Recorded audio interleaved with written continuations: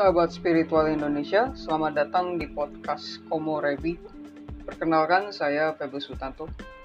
Di channel ini kita akan membicarakan hal-hal yang berhubungan dengan spiritualitas, psikologi, motivasi, healing, dan diskusi-diskusi tentang bagaimana cara menjadi manusia yang lebih baik bagi diri sendiri, bagi masa depan kita sendiri, dan orang-orang yang ada di dalam lingkaran pergaulan kita.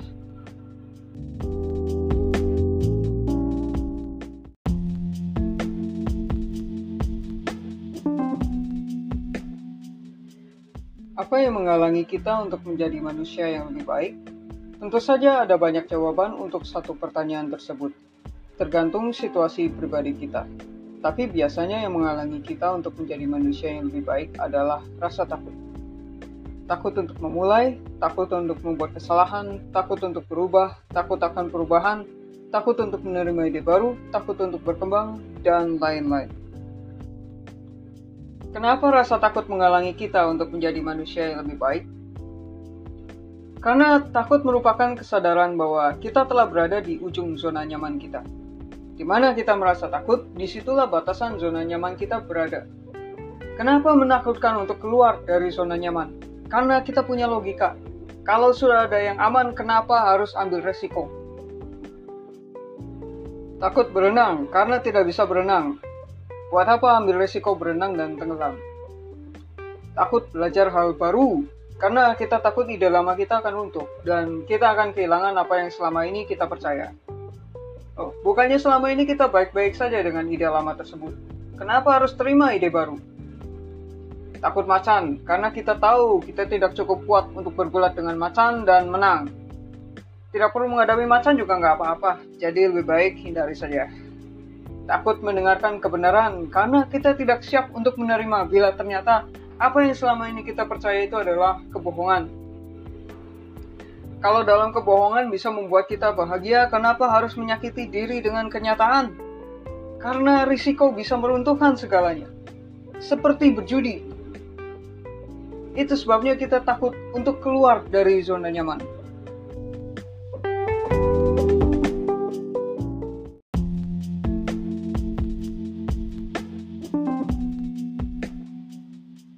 Saya tidak mengatakan bahwa semua rasa takut harus ditabrak dan diruntuhkan, karena tidak semua rasa takut itu merupakan sesuatu yang destruktif. Takut itu sendiri itu adalah energi. Energi itu nggak kenal positif negatif. Energi nggak kenal baik buruk. Ya, energi itu efeknya tergantung bagaimana kita memanfaatkannya. Jadi moralnya itu tidak terletak pada energi itu sendiri. Moralnya itu terletak pada manusia yang mengalaminya. Kadang justru rasa takut itu membuat kita maju dan menjadi motivasi kita untuk berkembang. Misalnya, takut salah bicara. Energinya menjadi negatif bila itu menghalangi kita untuk mengatakan hal yang harusnya kita katakan. Namun, itu menjadi positif bila membuat kita termotivasi untuk belajar bagaimana biar di kemudian hari kita tidak salah bicara.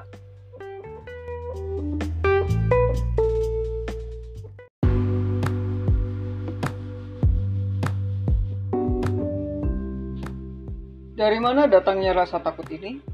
Rasa takut ini diproduksi oleh ego kita sendiri. Ego bukanlah sesuatu yang negatif, bukanlah sesuatu yang sebaiknya kita pandang seperti sosok setan yang sepenuhnya hal buruk. Ego adalah jati diri kita, harga diri kita, perkakas pertahanan diri kita. Ego tidak untuk dimusnahkan, karena tanpa ego kita akan menjadi manusia yang tidak punya motivasi, tidak punya ambisi, tidak punya keinginan untuk maju. Tanpa ego, kita tidak punya konsep diri yang jelas dan akhirnya mengakibatkan orang lain bingung bagaimana harus memperlakukan kita. Berhubung ego tidak bisa dimusnahkan, sebaiknya ego ini kita latih agar menjadi lebih kuat dan tangguh, tidak lembek dan mudah rapuh. Ego yang lembek dan rapuh akan membuat seseorang jadi mudah tersinggung, mudah berantem, mudah meledak, tidak bisa menerima ide baru atau ide lain, dan insecure. Berhubung ego yang lemah membuat seseorang jadi tidak punya pendirian dan mudah dipengaruhi, jadi orang ini tidak bisa memilah mana kritik yang konstruktif dan mana kritik yang destruktif. Dia akan terus terombang-ambing oleh perkataan orang. Karena masyarakat bilang kita harus bisa menerima kritik sekalipun pedas dan pahit. Lalu apa gunanya kita mendengarkan orang lain kalau kehilangan diri kita sendiri?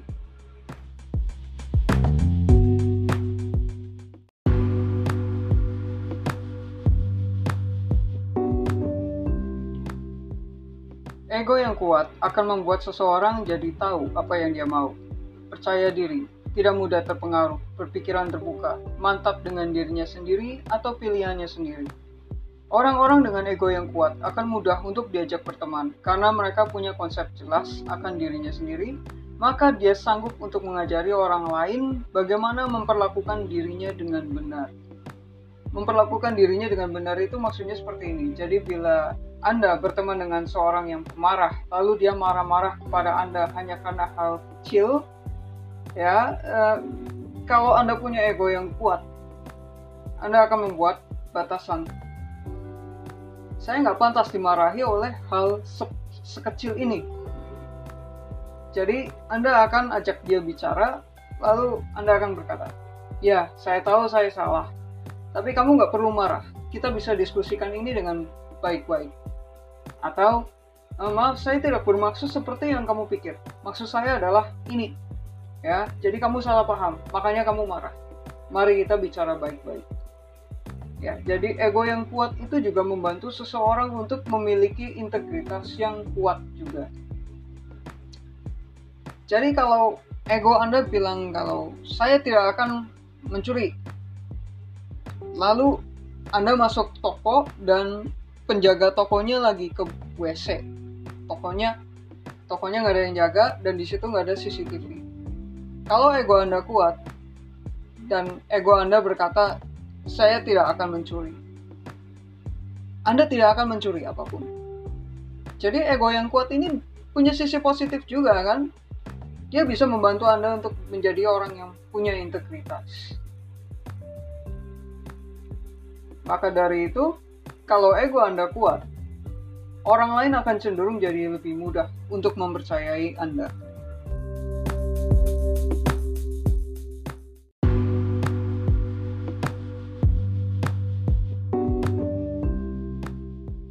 Harap dicatat bahwa ego yang kuat itu jauh dari sifat insecure. Orang dengan ego yang kuat bisa menerima pandangan berbeda darinya tanpa mengubah jati dirinya sendiri. Karena baginya dia tidak harus setuju dengan orang lain dan orang lain tidak harus setuju dengan dirinya. Dan perbedaan pendapat itu tidak ada hubungannya dengan kualitas persahabatan di antara mereka. Orang dengan ego yang lemah akan merasa tersinggung pada apapun yang tidak sesuai dengan keinginannya atau harapannya. Ketika mendapatkan jawaban, tidak. Orang berego lemah akan merasa dirinya ditolak dan kehilangan kontrol akan dunia di sekitarnya. Akibatnya dia akan kelabakan dan mungkin akan mengamuk demi memenangkan kontrol itu kembali. Ya, kalau orangnya nggak agresif mungkin dia akan main manipulasi. Gimana caranya biar gue bisa memanipulasi situasi agar orang ini berada dalam kontrol gue. Ya kayak sinetron-sinetron itulah. Kemudian insecure. Ya, insecure itu adalah salah satu pembeda paling utama antara orang berego kuat dan orang yang berego lemah. Ego yang kuat itu bukan arogansi. Justru arogansi itu adalah wujud dari sisi insecure dalam diri seseorang.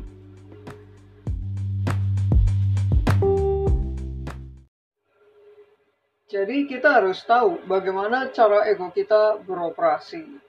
Di sini saya tidak bermaksud untuk menyuguhkan ide bahwa semua takut harus ditebas. Enggak juga. Ada beberapa rasa takut yang muncul sebagai bentuk peringatan. Rasa takut jenis ini berasal dari intuisi yang mengingatkan kita sehingga ego menerjemahkannya sebagai rasa takut. Misalnya, ketika kita sedang mengemudi di jalan raya, ya jangan ngelawan truk. Jadi kalau kita merasa takut kecelakaan, itu intuisi kita sedang mengingatkan kita agar kita berhati-hati.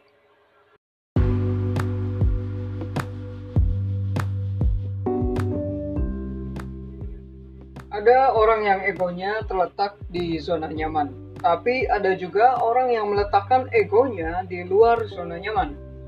Orang yang meletakkan egonya pada zona nyaman akan merasa puas pada apa yang sudah ada, sehingga mereka merasa tidak perlu berkembang. Semuanya udah cukup, jalani saja biar hidup damai tentram, gak usah aneh-aneh, ya kayak gitu ya. Oke, gak apa-apa, gak masalah. Namun, orang yang meletakkan egonya di luar zona nyaman justru akan merasa tertantang bila mereka menemukan hal baru yang belum pernah mereka ketahui sebelumnya. Orang-orang seperti ini adalah orang-orang yang tidak takut risiko dan berani untuk gagal, berani jatuh, berani masuk ke dalam hutan gelap penuh kabut dan misteri. Lalu, mana yang lebih baik?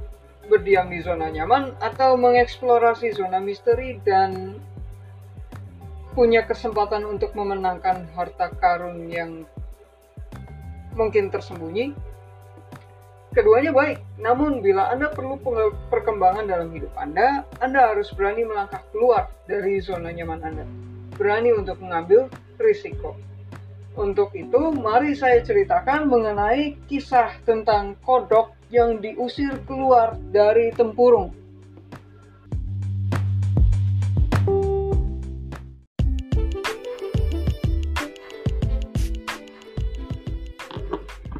Jadi Alkisah suatu hari ada seekor katak, namanya katak. Lari terbirit-birit kabur dari kejaran ular ganas yang ingin memangsanya. Si katak ini beruntung karena dia menemukan tempurung dan dia bersembunyi di dalam tempurung itu, sehingga dia selamat dari si ular. Tapi si katak ini sangat trauma dengan ular sehingga dia nggak mau keluar dari tempurung. Ya, dia berdiam di dalam tempurung itu sampai dia akhirnya dewasa punya anak. Tentu saja ketika anak-anaknya yang penasaran ini bertanya, "Papa, ini apa?"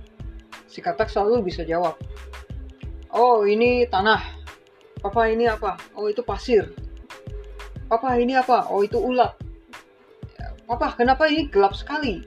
"Ya, karena kita ada di dalam tempurung." Terus ketika ada suara, "Shh, Papa, itu apa?" Si katak nggak tahu kan. "Ah, itu apa ya? Peri." Jawab aja kayak gitu. Terus ketika ada suara krok lewat, anak-anaknya ketakutan. "Papa, itu suara apa? Kok serem banget?" Si katak nggak tahu karena dia masih terlalu kecil ketika dia masuk ke dalam tempurung, jadi dia nggak tahu itu suara apa. Jadi dia jawab aja, "Oh, itu monster, dia akan memakan kamu kalau kamu keluar dari tempurung." Dibilang kayak gitu ya anak-anaknya ketakutan. "Loh, serem amat, Pak. Kenapa kita mau dimakan?" Si katak bilang, "Ya karena dunia di luar sana sangat kejam. Mereka maunya memangsa kita. Mereka nggak ingin kita berkembang, nggak ingin kita bahagia. Mereka hanya ingin membunuh kita. Di dalam tempurung ini kita aman. Di dalam tempurung ini kita terlindungi. Nggak ada yang bisa menyakiti kita di dalam tempurung ini. Maka dari itu, jangan sekali-kali keluar dari tempurung. Kalau kalian nakal, Papa usir dari tempurung. Biar kalian tahu rasa." Ya, ditakut-takutin kayak gitu. Anak-anaknya ya ketakutan. "Wah, jangan, Pak. Jangan usir kami. Kami nurut deh." Gitu. Ya. Waktu berlalu sehingga akhirnya anak-anaknya tumbuh dewasa dan salah satu anak katak yang namanya kodok ini membuat si katak tersinggung. Pokoknya si katak ini marah banget sama si kodok, anaknya, sehingga dia mengusir kodok keluar dari tempurung biar dia tahu rasa. Si kodok diusir gitu kan ketakutan. Begitu dia keluar dari tempurung, jebret, dia langsung berhadapan dengan banyak banget hal yang selama ini gak pernah dia lihat di dalam tempurung. Dia baru pertama kali ini ngeliat apa itu jamur, apa itu rumput, apa itu pohon, apa itu serangga. Dan semua yang gak bisa dia lihat di dalam tempurung, dia lihat semua sekarang. Dan ini sangat mengerikan buat dia. Apalagi cahaya matahari ya, itu sangat silau. Jadi si kodok ini ketakutan banget. Jadi dia gedor-gedor tempurung. "Papa, masukin saya kembali ke tempurung. Saya minta maaf. Serem banget di luar sini, Papa. Papa." Tapi si katak ini udah sangat tersinggung dengan kodok. Jadi dia nggak peduli. "Mulai sekarang kamu bukan anak saya. Jangan panggil-panggil saya. Pergi kamu yang jauh. Dia bilang gitu ke anaknya. Nah, si kodok nangis-nangis ya. Oh maaf, saya menyesal, ampun. Kemudian ada bayangan hitam menyelimuti dia. Terus ada air liur netes. Tes. Si kodok kaget. Lihat ke atas. Wah, ada makhluk raksasa serem banget, lidahnya bercabang, matanya merah. Dan si ular ini menyapa si kodok. Halo sarapan. Ya, si kodok, wah, takut. Si kodok kabur sejauh-jauhnya. Pokoknya dia lompat sejauh-jauhnya ke suatu tempat di mana dia nggak bisa ngeliat si ular ini lagi. Akhirnya ketika dia berhenti lari, dia sadar, oh aku udah terlalu jauh dari tempat aku berasal. Aku udah nggak tahu lagi ini tempat apaan. Mau pulang juga aku bingung mau pulang kemana. Ya akhirnya si kodok nggak punya pilihan selain beradaptasi dengan lingkungan barunya. Awalnya dia ketakutan, awalnya dia gemetar. Dia nggak tahu harus bagaimana menghadapi hujan, angin. Dia nggak tahu bagaimana harus menghadapi petir, banjir. Gimana dia harus cari makan. Dia belajar semuanya sendirian. Dari trial error. Dia coba semua karena dia ingin hidup. Dia harus melakukan itu. Kalau enggak dia nggak bisa hidup. Dia mati. Ya, jadi perlahan-lahan akhirnya si kodok bisa tenang dan dia bisa mulai mengobservasi dunia barunya. Jadi dia bisa ngeliat, oh matahari ternyata panas.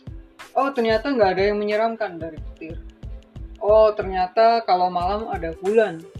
Oh ternyata bulan itu nggak pernah sama bentuknya setiap malam. Gitu ya. Nah terus akhirnya memori masa kecilnya ini kembali. Ada suara yang dulu dibilang sama bapaknya itu suara apa gitu ya. Sekarang dia tahu, oh ternyata cuma angin berdesir dan tidak ada yang berbahaya. Ya. Terus kemudian di kemudian hari si kodok mendengar kembali suara mengerikan dari yang waktu kecil dia ingat. Krok, krok, krok, krok, krok, krok, krok. Wah, aku ingat suara ini. Ini kan monster. Si monster yang waktu itu dibilang oleh papa saya. Terus si kodok mengamati. Oh, ternyata monster ini bisa kentut. Kentutnya warnanya hitam. Ya, akhirnya kodok menyadari bahwa yang selama ini dibilang katak sebagai monster adalah truk yang sedang lewat. Ya, begitu. Singkat kata, si kodok ini jadi jenius. Dia jadi paham sekarang apa yang tidak dipahami oleh bapaknya, si katak.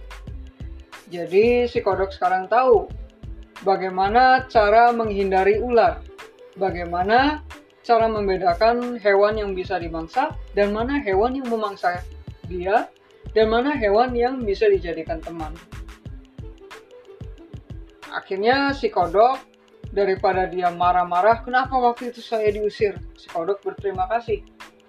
Terima kasih karena waktu itu saya diusir. Kalau saya nggak diusir, saya hanya akan sepintar bapak saya. Berhubung saya diusir, sekarang saya lebih pintar dari bapak saya. Dan saya tahu di luar sini saya akan baik-baik saja. Sekian dongengnya.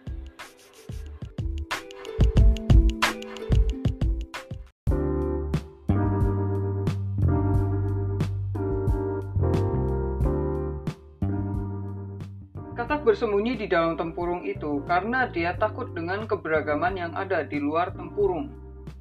Dia pikir dunia di dalam tempurungnya sudah paling benar, karena berada di dalam tempurung sangat aman. Dia tidak perlu ketemu hewan-hewan pemangsa atau ketemu truk yang bisa mengantarnya ke dunia lain. Ketika kita melangkah keluar dari zona nyaman kita, karena keinginan sendiri atau mungkin karena dipaksa keadaan, kita akan merasa ketakutan dan tidak nyaman. Kita mungkin berpikir bahwa dunia ini terlalu besar untuk kita hadapi. Tapi seperti kodok yang memilih untuk beradaptasi dan menerima situasi barunya itu, peristiwa menyakitkan itu telah berubah menjadi titik balik perubahan positif dalam hidupnya. Dibanding katak dan saudara-saudaranya yang berdiam di dalam tempurung yang aman, kodok melihat lebih banyak tanaman, serangga, dan berinteraksi dengan alam. Katak dalam tempurung mungkin melihat hujan sebagai bom yang jatuh dari langit, menakutkan dan harus dihindari. Namun kodok yang sudah keluar dari tempurung itu mengetahui tidak ada yang perlu ditakutkan dari siraman air hujan. Katak dalam tempurung melihat matahari sebagai api yang hendak memanggangnya sampai mati. Namun kodok yang keluar dari tempurung itu lama-lama menyadari bahwa matahari ternyata adalah cahaya dan kehangatan. Ketika kita mengeksplorasi misteri dunia dan menerimanya secara apa adanya, bukan dari kacamata baik buruk, bukan dari kacamata dari setan atau dari malaikat, kita akan memahami sisi-sisi positif yang selama ini tidak pernah kita ketahui. Ternyata musik rock yang dulu dikatain kayak, ini musik setan. Ternyata musik ini bisa menyelamatkan manusia dengan liriknya menginspirasi seseorang sehingga dia semangat lagi dan tidak jadi bunuh diri. Bisa seperti itu. Kita tidak bisa membatasi sesuatu hanya dalam kacamata baik buruk, hitam putih. Kalau nggak hitam ya putih, kalau nggak baik ya buruk.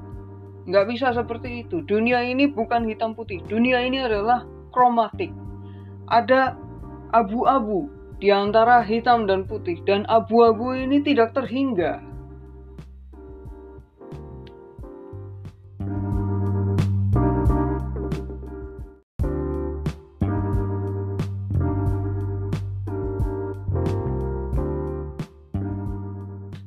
Ada pepatah dari zaman nenek moyang kita yang mengatakan bahwa seorang pelaut tidak akan menjadi handal bila lautan selalu damai.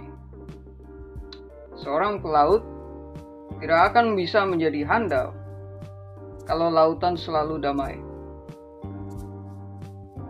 Kita benci badai.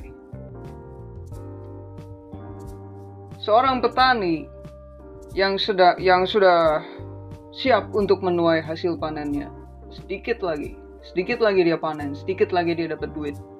Dia semangat sekali. Kemudian badai datang dan mengobrak-abrik sawahnya sampai luluh lantak. Semua hasil kerja kerasnya hancur. Nggak jadi dapat duit, yang ada dia rugi.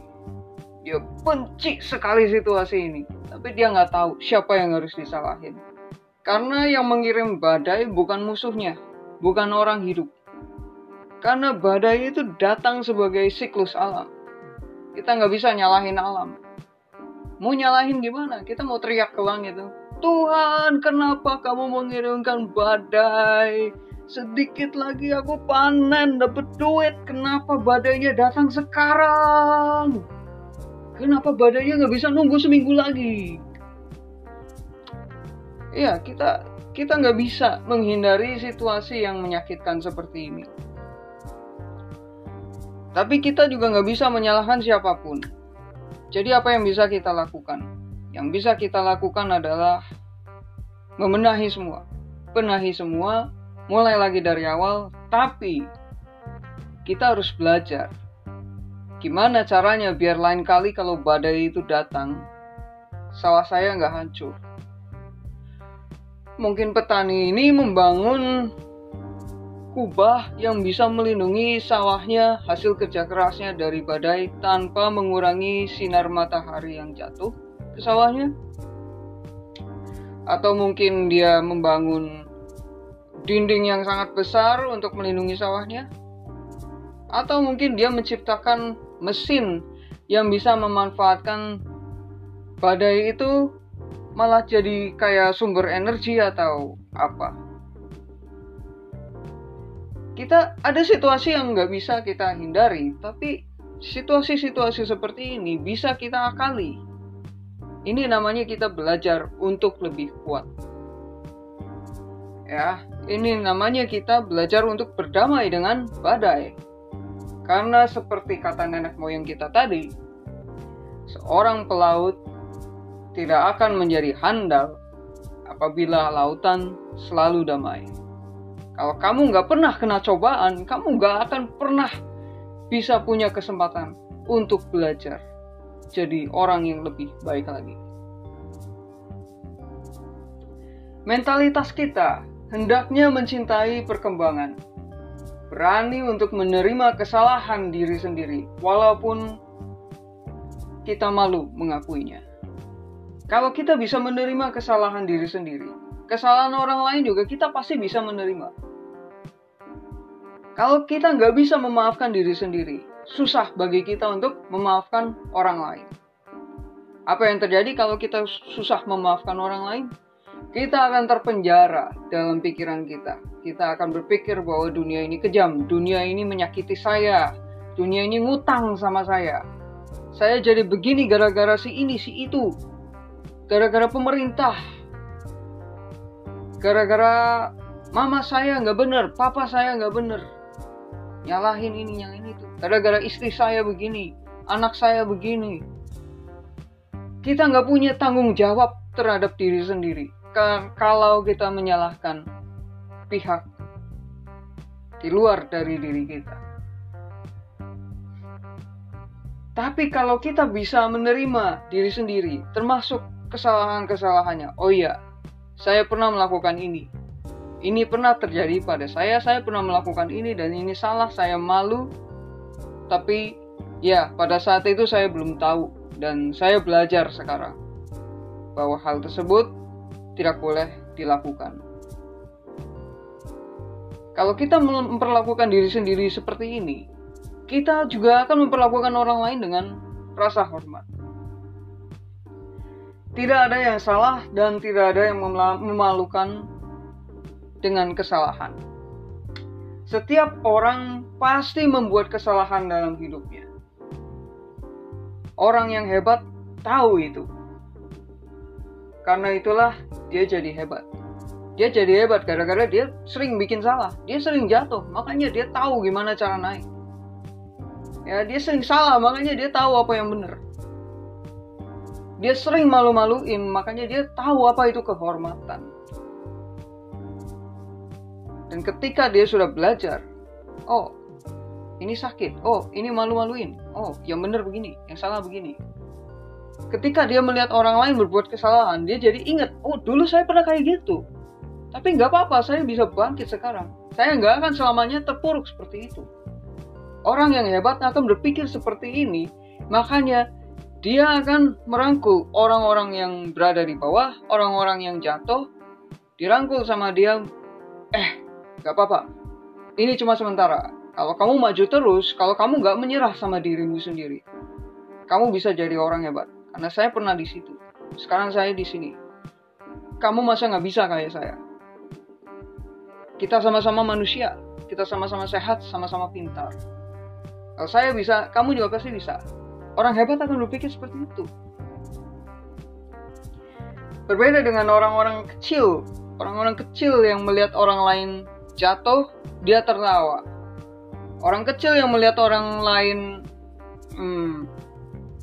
gelagapan, dia malah menertawakan. Malu-maluin kamu, ditolak cewek ya, malu-maluin kamu, malu-maluin kayak gitu. Syukur, makanya jangan aneh-aneh. Syukur, makanya sadar diri. Kamu tahu kenapa manusia-manusia itu mengatai orang-orang yang gagal? Karena mereka nggak pernah tahu caranya bangkit dari kegagalan. Karena mereka sudah melakukan itu terlebih dahulu kepada diri mereka sendiri sebelum mereka melakukannya kepada orang lain. Jadi kalau kamu dikatain orang gara-gara kamu jatuh, gara-gara kamu lagi belajar, itu berarti ya sebaiknya kamu kasihan sama mereka yang tertawa. Kasihan, mereka nggak pernah bisa move on dari kegagalan mereka dan memilih untuk berdiam di titik gagal itu dan menyalahkan si ini si itu dan dunia. Gak mau percaya lagi dengan Tuhan.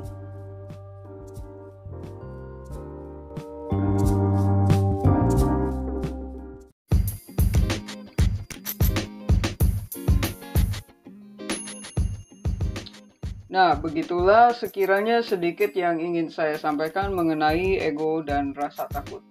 Stay tune untuk lebih banyak lagi topik-topik perkembangan diri untuk memotivasi Anda.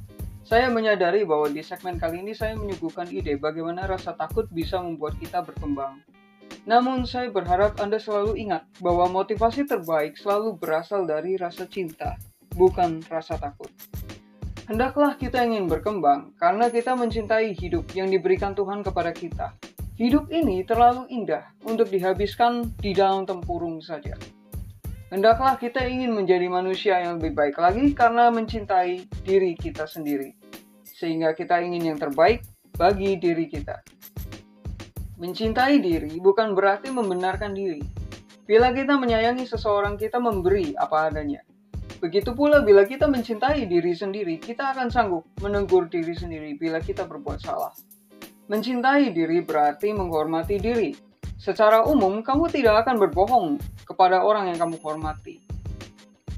Sobat Spiritual Indonesia, terima kasih sudah mendengarkan episode pertama channel Komorebi. Bila pembahasan kita tadi nyantel di hati Anda, silahkan share podcast ini kepada orang tercinta. Semoga bermanfaat. Namaste.